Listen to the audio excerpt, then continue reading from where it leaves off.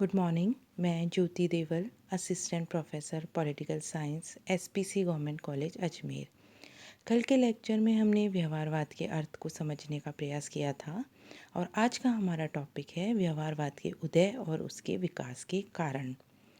द्वितीय विश्व युद्ध के बाद राजनीति विज्ञान में परंपरागत राजनीति के विरोध में एक आंदोलन हुआ, एक क्रांति हुई जिसे हम व्यवहारवादी क्रांति के नाम से जानते हैं।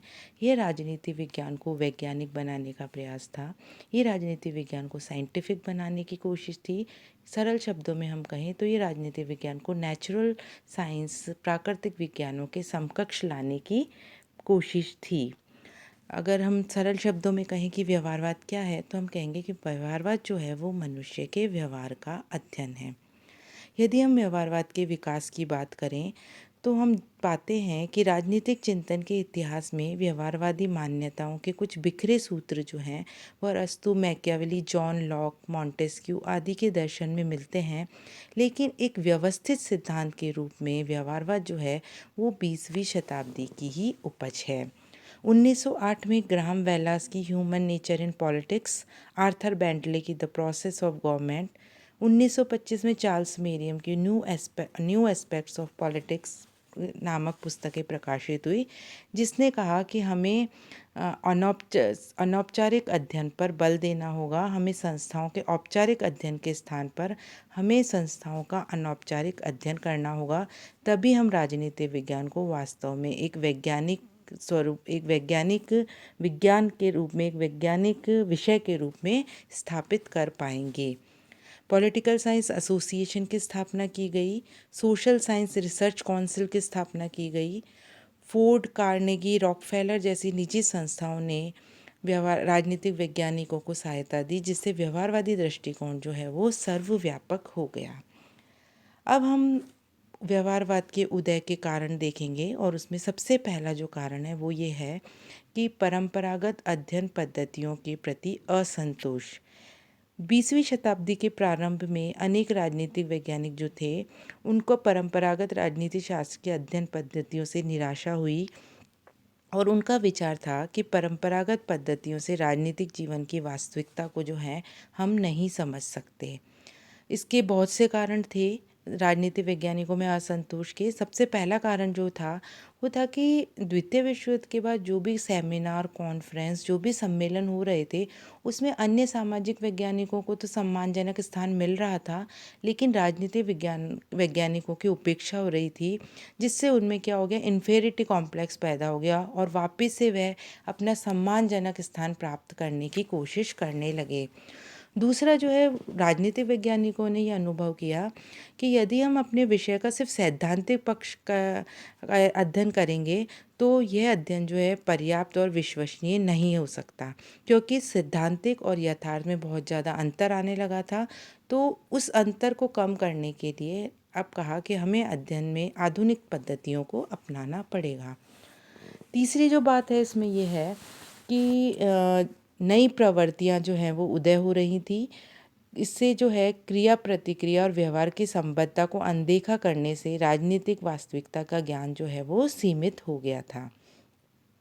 नेक्स्ट जो इसका है वो ये है कि दार्शनिक, संस्थागत, औपचारिक, कानूनी और ऐतिहासिक पद्धतियों के योगदान की सीमाओं के परिणाम स्वरूप उत्पन्न राजनीतिक शास्त्र की जो शिथिलता है उसके लिए असंतोष होना जो है वो स्वाभाविक है।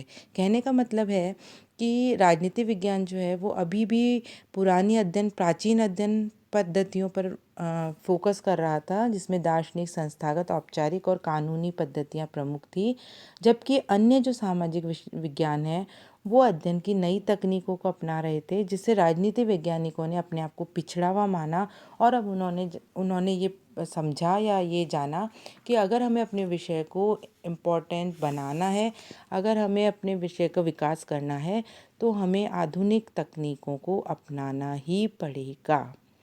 दूसरा जो व्यवहारवाद के उदय का कारण है वो है अन्य सामाजिक विज्ञानों से प्रेरणा।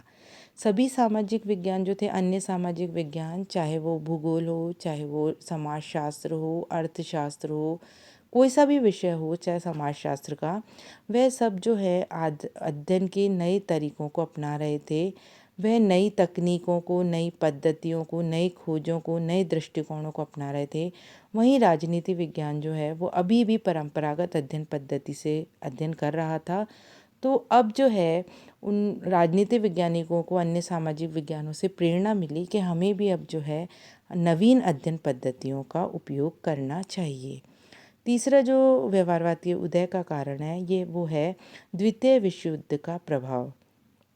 सेकेंड वर्ल्ड वॉर ने व्यवहारवाद को स्पीड दी, गति प्रदान की, और जो युद्धकालीन जो घटनाएं थी और उसके बाद के जो परिणाम थे उसने राजनीति वैज्ञानिकों के, पॉलिटिकल साइंटिस्ट जो थे उनके मन में ये बात बैठा दी कि यदि हमें राजनीतिक जीवन की जटिलताओं को, उनकी प्रॉब्लम्स को, उसकी कठिनाइयों को यदि हमें सही से समझना है, अच्छे से समझना है, तो हमें संस्थाओं और उनकी संरचनाओं के अध्ययन की सीमा से आगे बढ़कर उनकी संस्थाओं और उनमें कार्य करने वाले व्यक्तियों के व्यवहार का अध्ययन करना होगा।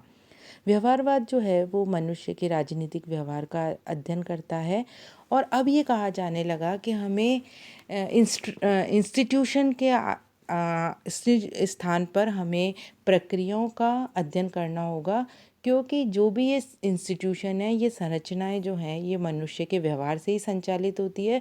तो यदि हमें इन संरचनाओं को, यदि हमें इन इंस्टीट्यूशन को समझना है, तो हमें इसके फंक्शनल पार्ट को, हमें इसकी प्रक्रिया को समझना होगा, क्योंकि ये सभी जो संस्थाएं हैं ये राजनीतिक, मनुष्य के राजनीतिक व्यवहार से संचालित होती हैं।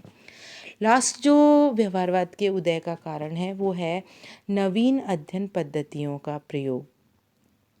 सेकेंड वर्ल्ड वॉर के बाद सभी सामाजिक विज्ञान जो हैं वो नवीन अध्ययन पद्धतियों पर बल दे रहे थे, जैसे परीक्षण है, उपकरण है, सर्वेक्षण है, सर्वे मेथड है, एनालिटिकल अप्रोच है, गणितीय प्रारूप है, निर्देशन है, आदि सभी जो हैं वो अध्ययन पद्धतियों का प्रयोग जो है वो राजनीति विज्ञान के अध्ययन के लिए किया जाने लगा, जिसने व्यवहारवाद को विकसित किया, व्यवहारवाद